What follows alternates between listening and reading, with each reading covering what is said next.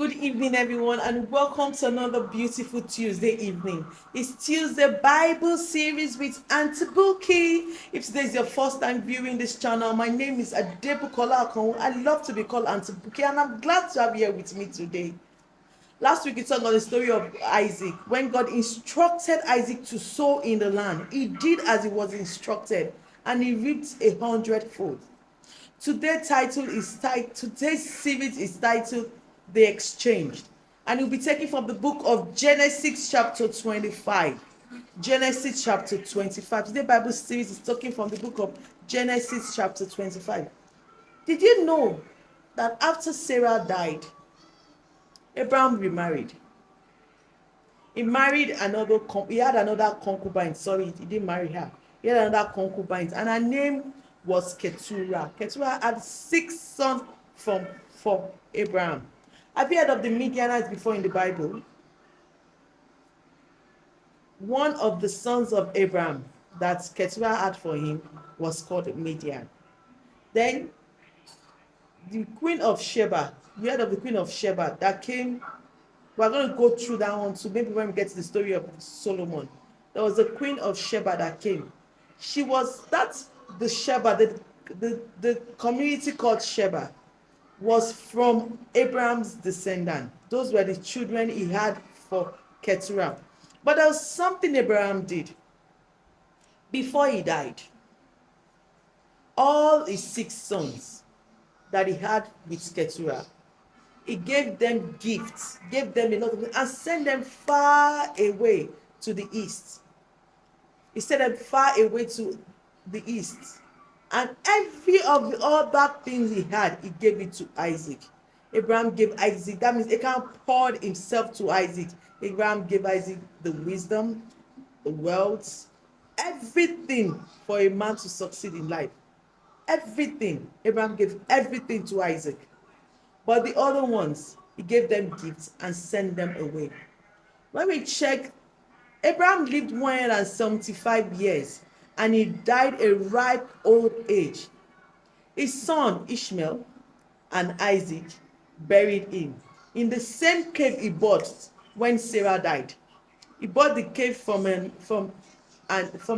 bought the cave. That same cave he bought was the same cave he was buried in. In the book of Genesis, the same book of Genesis chapter 25, but from verse 12 to 17, the Bible recorded the genealogy of Ishmael. Ishmael had 12 sons who had 12 tribes. 12 sons, 12 tribes. And these 12 sons were 12 princes according to their nations. Ishmael had 12 sons. The sons formed 12 tribes, that means 12 nations, and they were all princes in their nation they found. But the Bible said something in Genesis chapter 25, verse 18. It said, when I check King James, I read like 3 or 4 versions. So when I now check the New Living Translation, it said something that I never knew was there before. It said it was recorded that the descendants of Ishmael lived in open hostility towards all their relatives. The descendants of Ishmael lived in what? Open. That means they were not hiding that they didn't like their relatives. That means they didn't like Isaac. They didn't like all the sons of Keturah. They were hostile towards everyone. Isaac was 40-year old when he got married to Rebekah. He was getting close to 60. Rebekah still didn't have a child for him. So Isaac went to the Lord, prayed to the Lord, sought the Lord out, and the Lord blessed. And the Lord answered Isaac, and he gave them, Sarah conceived. When Sarah was with child, the way the Bible says she's with child. When Sarah was with child, she noticed that there was something happening. She was not comfortable. There was battle, there was kicking. The kicking was excessive. So she didn't understand. She wasn't comfortable. So she went to inquire of the Lord what was actually happening to her. And the Lord told her, you have twin boys in your room. the older one, the younger one will rule over the other one. The two nations will be rival. One nation will be stronger than the other, and the older son will serve the younger son. While they were still in their mother's womb, the Lord knew their personality. He knew who they are. He knew their personality. He understood their temperament while they were still in the womb. And the Lord could tell what would become of these children. When it was now time for her to give birth, Rebecca discovered that indeed she was having twins. There was no ultrasound those days. There was no how that she could go to the hospital and said, please, I want to check. Is it a male? Is it a female? There was nothing like that those days. So it was a confirmation of what God told her. When the first baby boy came out, it was all red, very, very hairy. And he was named Esau. Esau means hairy. When the other twin brother came out, he held he had the nail of his brother, and he was named Jacob. Jacob means to follow or behind. Jacob means what? To follow or behind. As they both grew, they both had different personality. Esau became a very skillful hunter.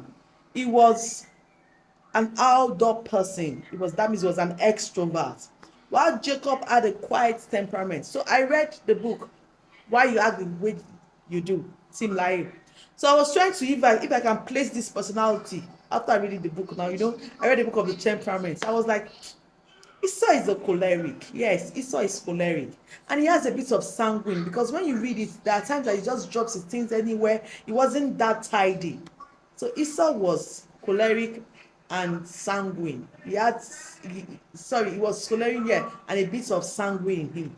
While Isaac, on the other hand, was a melancholy and a choleric, because Jacob, when you read the story of Jacob, Jacob stood and persevered and got what he wanted. He had the melancholy and a choleric in him. Isaac loved Esau. There was a reason.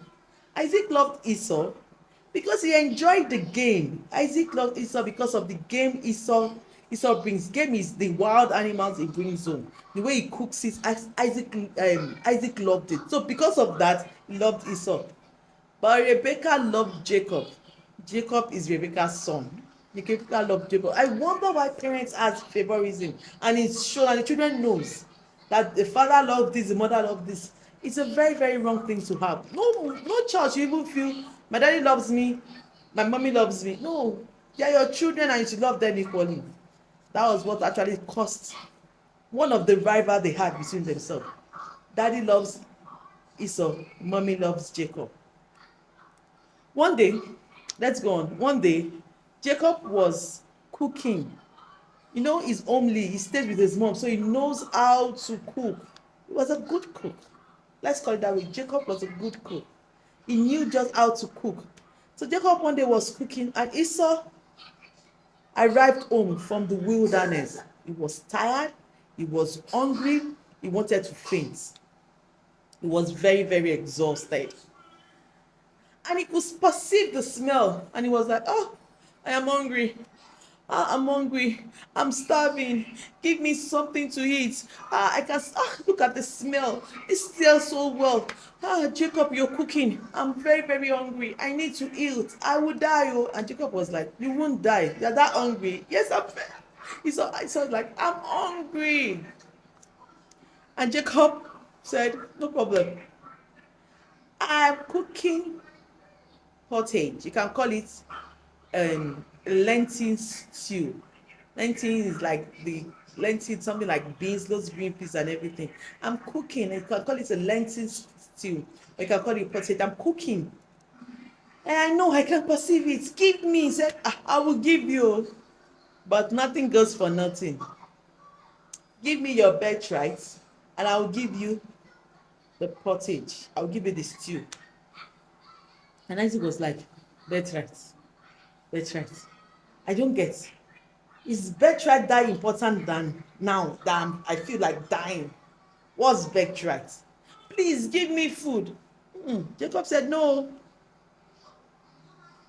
Very corny. Jacob said, you must swear.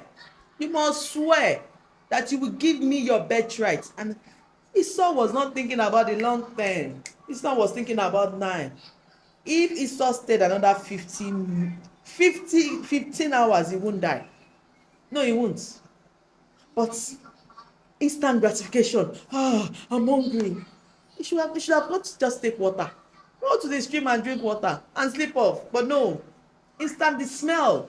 The smell was just there. You know, sometimes there was a time I passed through my children's school and there's this particular restaurant. Every time I pass through, the smell.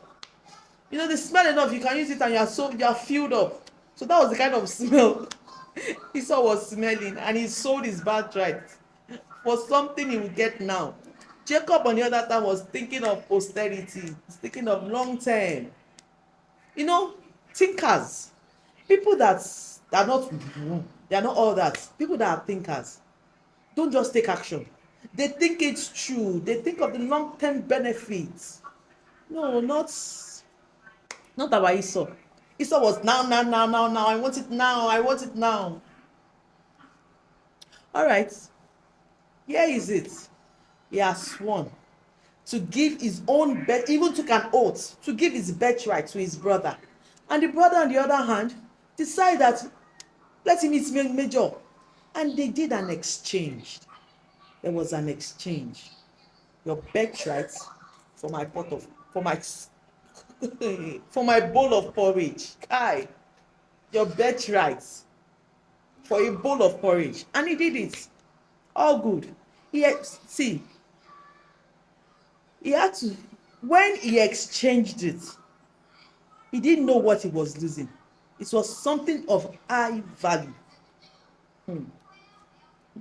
Jacob was very, very futuristic. He knew what he wanted in life. Esau was all there. I can always hunt. He was thinking, I can always hunt. I can always find my way in life. See, every one of us has something of value.